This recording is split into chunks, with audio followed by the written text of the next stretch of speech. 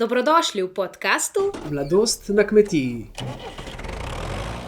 Tokrat pa se oglašam iz Vitne vasi 10 na Bizelskem, natančneje v Posavju, na spodnjem robu dežele Štajerske, bi rekel moj današnji sogovorec kmet Jernej. Sem prav povedala?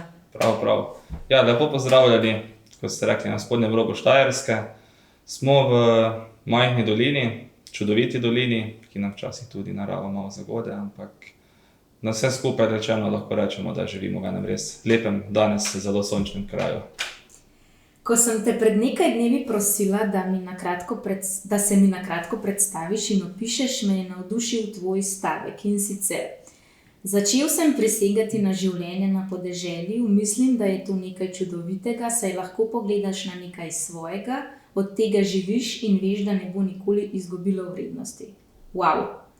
Kako si prišel do tega stališča, mnenja, oziroma zakaj ti tako misliš?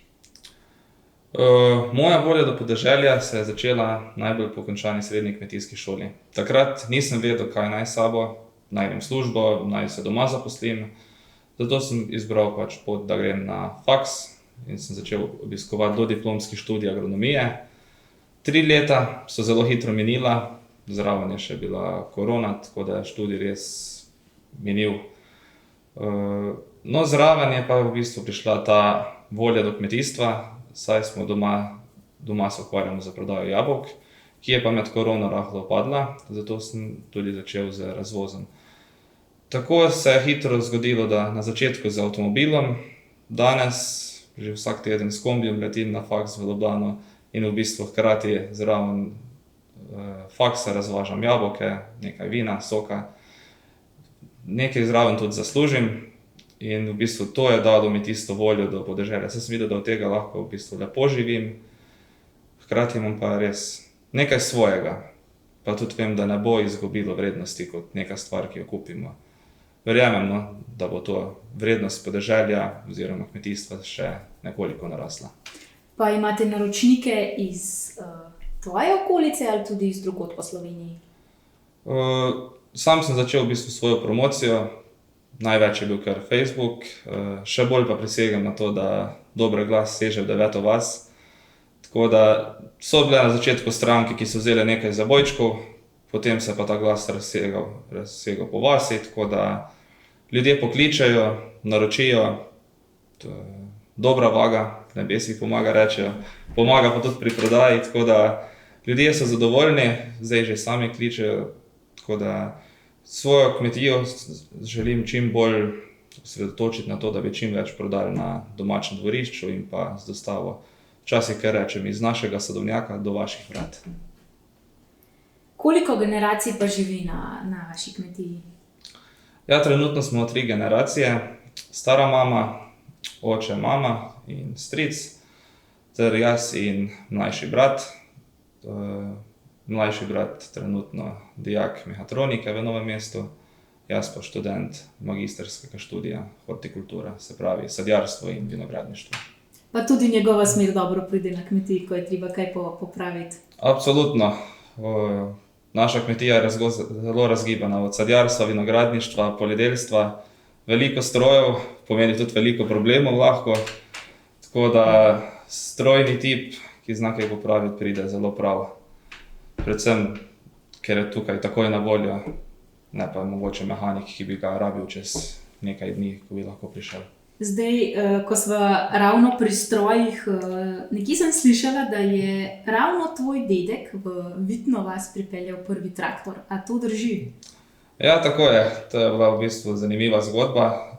Takrat so v davnih časih, bi lahko rekel že okrog leta 1970, imeli kar nekaj vinogradov, njiv, pašnikov, travnikov, dela je bilo veliko in se nekako začel ta čas, ko so ljudje pripeljali v naše kraje prve traktorje. Tudi dedek se je tako odločil, prodali so nekaj krav, s tistim denarjem je potem šel v Ljubljano in prvič se je vrnil brez traktorja domov, saj so menda smo takrat rekli, ja, da ni dovolj velik kmet. Ker rekel, vse smo se takrat je bilo po pošti, dogovorili vse. Ne, niso dovolili, tako da čez 3 dni, takrat je potovanje to trajalo malo dlje, se je vrnil domov brez traktorja.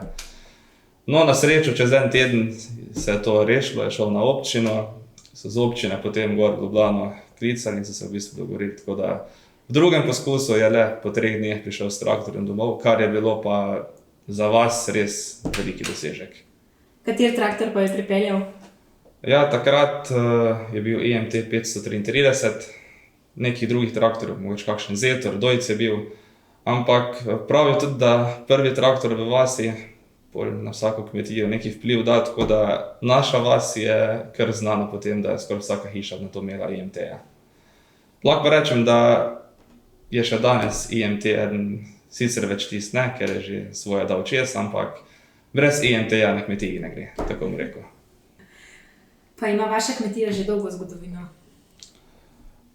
Sam priimek Križančič se pri nas pojavil okrog leta 1900.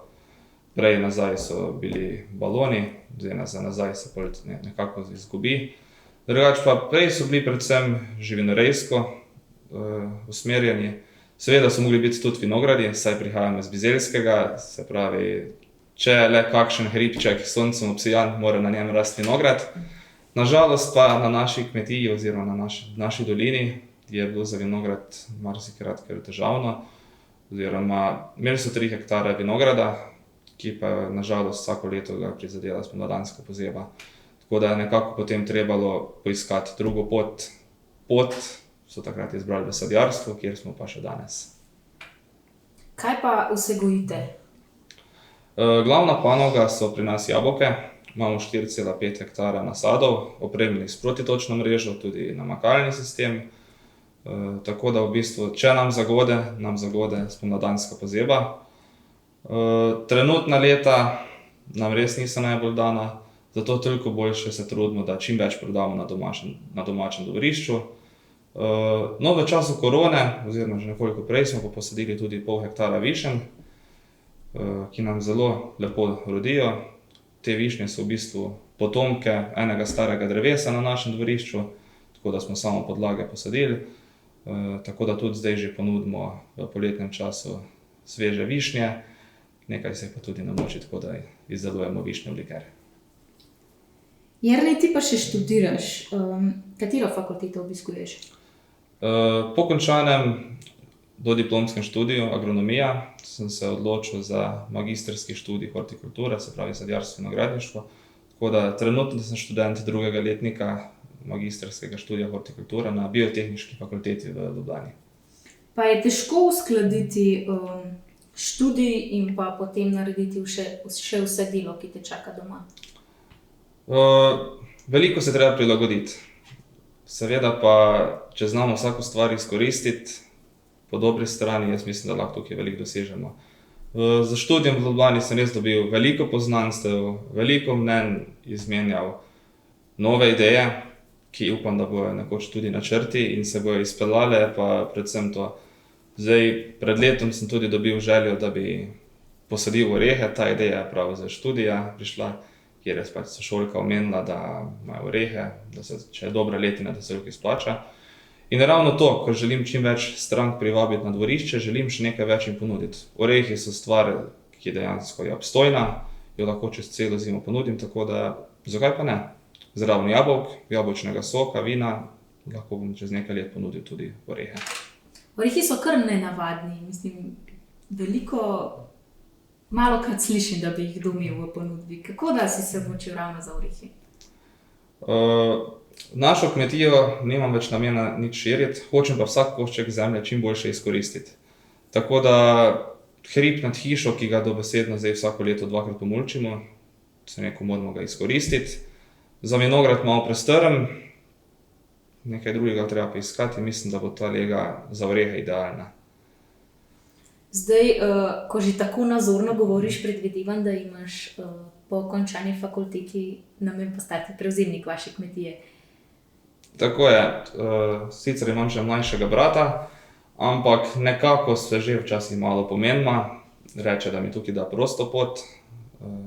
Jaz pa sem tudi, v bistvu sem na faksu, na magistru sem dobil res to voljo. Če si ti v skupini z ljudmi, ki imajo iste cilje, ki se tudi ostali pogovarjajo, da bi bili mladi prevzemniki. Res te to potem potegne, dobiš voljo. V osnovni šoli, na primer, sem bil edini iz kmetije. Kmetijstvo ni prišlo na vrsto, da bi se o njem pogovarjali. Prvo so bile igrice, potem so bili avtomobili, fuzbal po šoli. Kot kmet neke volje nisem imel. V srednji šoli je ta volja res potem nastajala. Na fakulteti sem pa res dobil občutek znanja, da se od tega bo dalo nekaj živeti. Predvsem pa to, da smo lahko na svoji zemlji in od tega dostojno živimo. Zdaj, velikokrat slišimo, tudi včasih smo velikokrat slišali, da je kmet bila slabšalna beseda, sploh tako v generacijah mladih v šoli so se med seboj zbadali. A si ti to kdaj občutil, ker pa prihajaš iz kmetije, pa mogoče se niste zaradi tega o tej tematiki pogovarjali?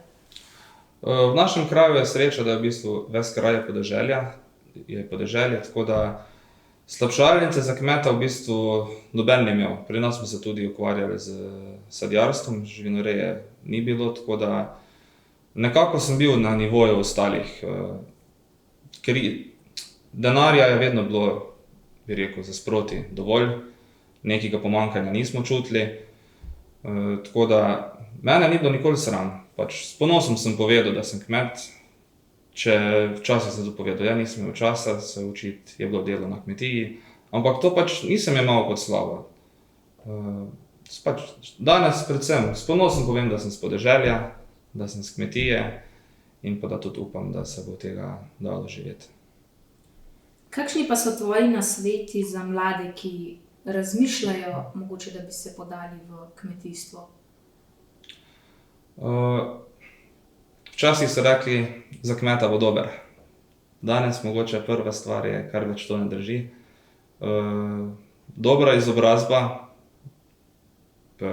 ogled dobrih praks, tam se najprej dobijo ideje in pa tudi, da nekako ustvarite ne samo želje, ampak tudi načrte za kmetijstvo. Vidimo, da vsako leto lahko narava nam pošteno zagode in marsikdo je na koncu žalosten, oziroma vidi, da bo mogel nazaj iti v službo, kmetijo zapusti. Tako da so možnosti v kmetijstvu, ampak absolutno prej treba zelo dobro premisliti. Ko nam pa to uspe, pa mislim, da se lahko res vsako jutro zbudimo z nasmehom, kot sem že prej rekel, pogledamo čez okno, pogledamo na nekaj svojega in vemo, da je to, kar nam daje vsakdanji kruh. Kaj pa si ti želiš nasploh za kmetijstvo v Sloveniji v prihodnosti? Moja želja je, da bi bilo bolj razumljivo. Kmet mora vsak dan, trenutno situacija se zaostruje. Kmetija mora biti čez dalje večja, da lahko živimo. Včasih so lahko z 10 kravami v hlevu ljudje preživeli. Danes z 10 kravami lahko životarno ali pa tudi zelo to ne. Tako da pomoč države sicer je trenutno, ampak nekako bi jo trebalo bolj razdeliti. Država bi mogla razumeti, da je morda le kmet tisti, ki bo pripeljal hrano do krožnika in da človek, ki bo lačen, več tudi ostalih stvari ne bo mogel početi, tudi če bo to v drugih strokah. Tako da kmetijstvo ni nam hudo, ampak potrebovali bi pa malo več podpore. Mogoče tudi poenostavitev zakonov, da bi bilo v bistvu državne pomoči, evropske pomoči kmetom čim bolj dostopne, da se ne bi zaradi teh pomoči nekaj dni na leto rabili potem, če bi kar dorečem, kopati v papirjih, ampak da bi čim bolj enostavno lahko kmetovali. Ker res je, da kmet mora biti vse, tudi mehanik, vremenar, zdaj tudi delo v pisarni mora biti že dobro poznano. Če bi se stvari pa enostavile, bi bil to, mislim, da prvi najboljši korak. Zdaj, če se vrneva malo nazaj na tvoj plan, načrt za orehe. Kaj že vse imaš začrtano, kako poteka ta priprava, kaj vse še moraš postoriti, da boš to uresničil? Ja, jaz v bistvu pred 2 letoma sem govoril o željah, danes te želje pretvarjam v načrte. Tako da spomladi imamo načrt posaditi 2000 trt, da bi nekoliko vinogradništvo razširili in pa tudi orehe. Kot sem rekel, vsak delček nekako moramo izkoristiti na kmetiji in pa če bi še ta prodaja uspela, bi bilo toliko lepše. Z delom bom pa zagotovo tisto, kar me bo nekako zanimalo. Seveda za starši imamo različne poglede, so slišali orehe, ja kaj pa boš s tem. Upam, da mi nekega dneva uspe. Boljše zagotovo kot prazen hrib. Pa misliš, da zna biti to velika težava, kadar imajo mladi pa starši različne mnenje, različne poglede? Mogoče nekateri tudi ne spustijo takoj kmetije iz svojih rok. Ja, tako je. Zdaj, veliko mladih verjamem, da ne vidi v kmetijstvu neke prihodnosti, si reče boljše iti v službo. Zagotovo pa tudi marsikje je težava v tem, da starši nočejo prepustiti kmetije. Pri nas nimam kaj reči, čez to oče reče, ko bo želel, je tvoje. Mogoče je to tudi dejstvo, da je pri njem bilo enako. Ko je rekel, da bi šel za mladega prevzemnika, mu je oče rekel, z veseljem prepustim, mi ti bomo pa pomagali, kako se da. In verjamem, da bo tudi tukaj enako. Jaz bom pa poskrbel, da jim, ko bojo prišli do penzije, da jim ne bo dolgčas, da bo kaj za delati doma. Si pa tudi član društva Podeželske mladine Brežice in pa regijski predstavnik Zveze slovenske podeželske mladine za Posavje. Koliko časa si že član? Naše društvo DPM Brežice smo vodili leta 2019. To je bila čisto slučajno, skoraj bi lahko rekel, šolska, pošolska debata, kjer smo se mladi iz kmetijske šole predvsem združili. Recimo, da nas je bilo 5 na kupu. Dajmo mi to obuditi naše društvo, ki je bilo verjetno prej okrog 5 let v mirovanju. Se pravi, 5 nadobudnih, bi rekel, takih, ko smo znali povedati, smo hitro nekako privabili tudi druge člane, se pravi, vsakih je 5 pripeljal in tako smo hitro prišli do prvega občnega zbora. Se nas je zbralo kar nekaj čez 20 in smo začeli ustvarjati svoje ideje. Takrat smo bili mladi, nagajivi, željni zabave, spoznanstev, tako da načrti so bili kmečke igre, pa kakšna veselica, da bi šli skupaj, da bi se pozabavali, družili. No, danes je pa naše društvo člani... Se je spremenilo to mišljenje? Absolutno se je spremenilo. Takrat smo bili stari 19 let, danes smo stari 23 proti 25. Ne več željni toliko iger, zabave, ampak bolj izobraževanja. Tako da naše društvo danes predvsem bolj cilja na kakšne izobraževalne teme.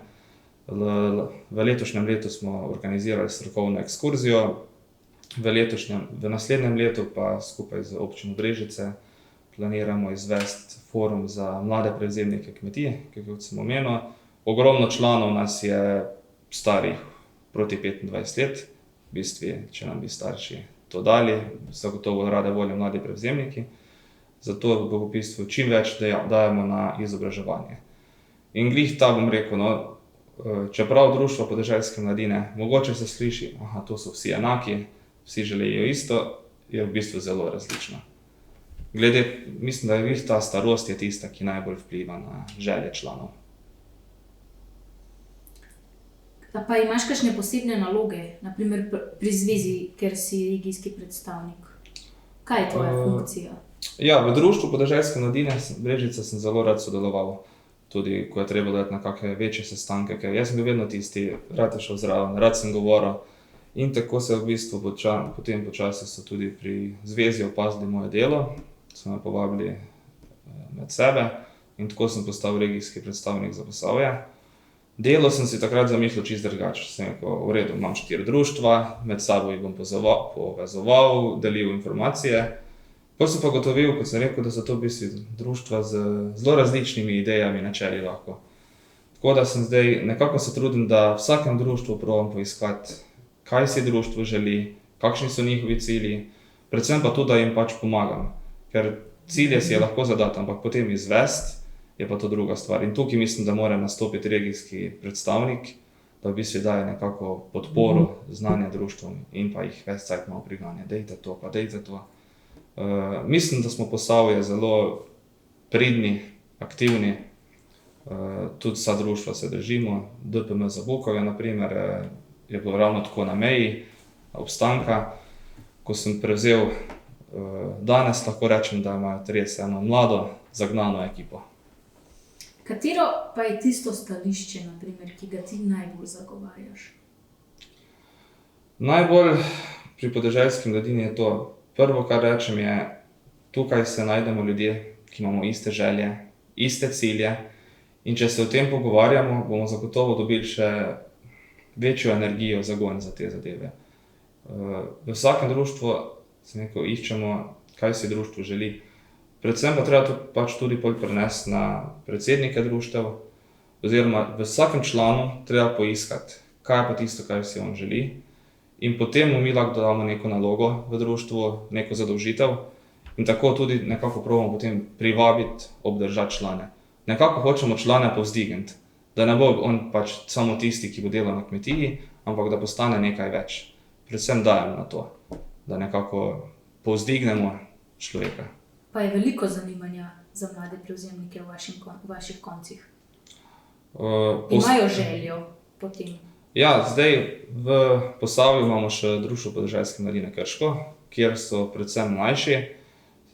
Njihova povprečna starost je nekje 19-20 let in se v bistvu zelo razlikuje. Tam še tega zanimanja ni toliko. Brežice in pa Tržišče smo pa v bistvu že takšni, ki zelo razmišljamo o tem. Tako da na začetku sem šel malo z strahom v ta projekt, forum za mlade prevzemnike kmetij bodoče, ampak sem hitro ugotovil, da že z našega društva imamo 10-15 potencialnih prevzemnikov in pa tudi z ostalih društv bo zagotovo prišlo. V bistvu bomo pa ta sestanek razširili na celo Dolenjsko, tako da mislim, da je to za podeželske mladino, za podeželske, včasih rečem nas, otroke podeželja, en zelo dobra zadeva. Če si poslušal kakšen podcast, si verjetno zasledil, da vsakega vprašam o najljubšem spominu, ali je to pri zvezi, pri društvu, ali o najljubši anekdoti. Kaj bi ti izpostavil?